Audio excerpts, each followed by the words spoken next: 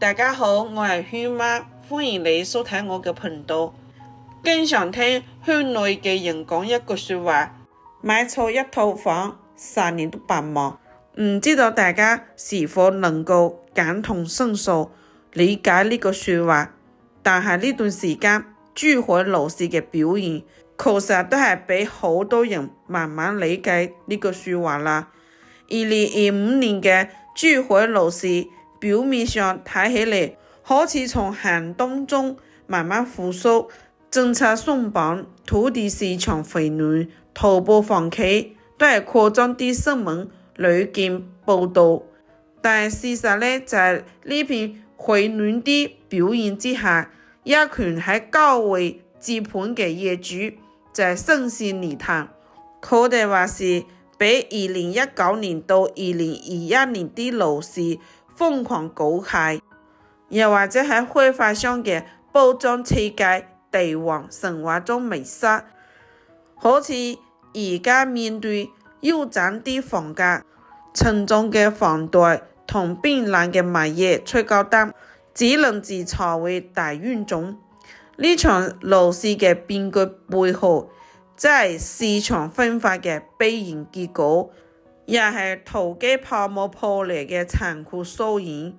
而家網絡上有一個熱門嘅數據，話而家一線城市嘅房價跌回到2016年，其實唔單一部分一線城市房價回落，珠海都係同樣難以逃脫呢啲命運。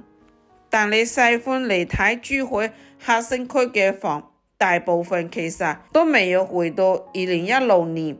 而且經過呢半年嘅拖舉，嗰啲標間樓盤價錢繼續保持硬挺。真正講得穩嘅其實係嗰啲本身性能一般嘅前期品質高漲嘅情緒漲上去嘅板塊同小區。珠海樓市嘅高光時刻喺2016年嗰陣時呢，雅居樂係2.9萬一平方，樓面價攞落嚟呢，同價不為地費，隔離地產都係以2.95一平方，緊隨其後，直接點燃市場嘅恐慌情緒。開發商通過麵粉貴過麵包啲炒作路徑，將周邊啲中山甚至係珠海西區嘅項目價錢一下推高至3萬一平方，甚至出現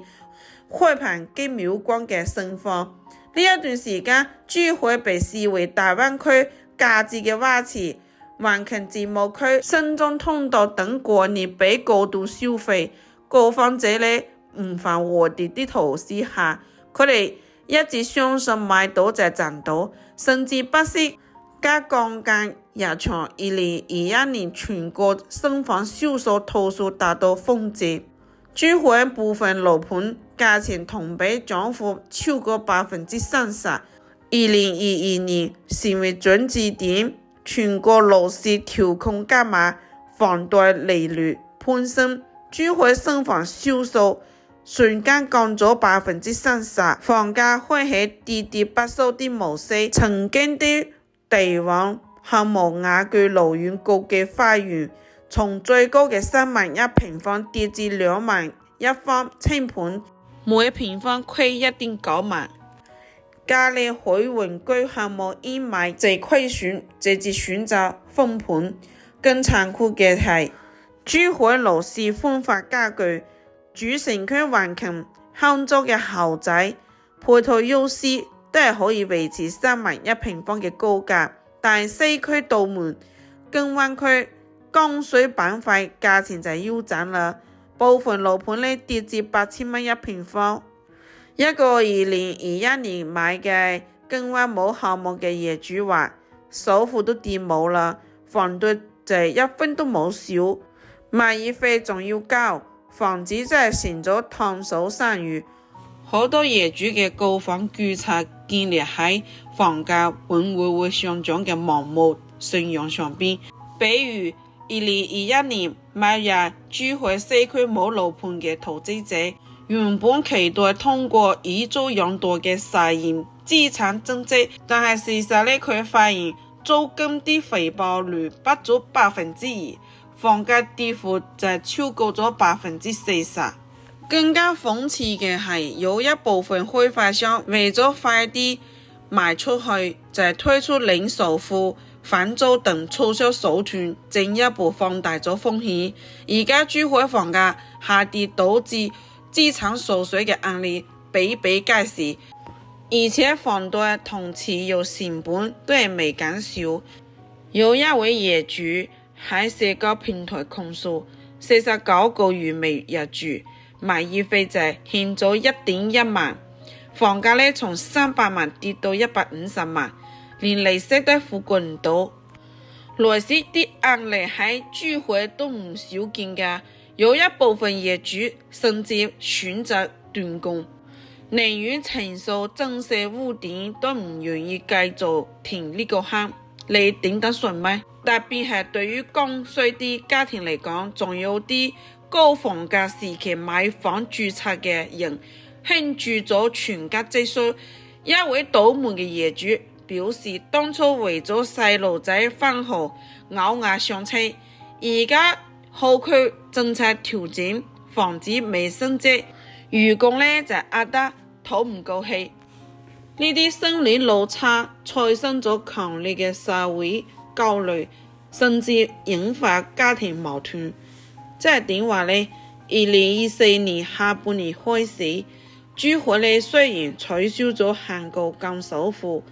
但係呢啲政策都係更加多利好主城區改善型嘅需求。對於西區剛需板塊嚟講，真係過遠過剩，配套缺失的問題都係未解決。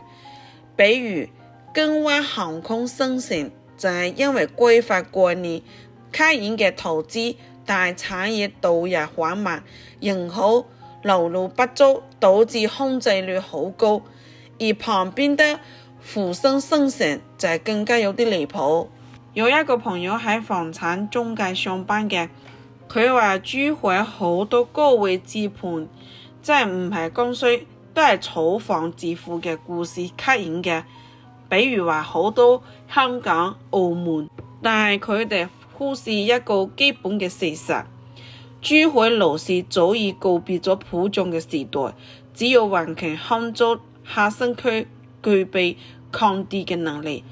而遠郊板塊一旦概念炒作退潮，價值就迅速回歸理性。從目前嘅情況嚟睇，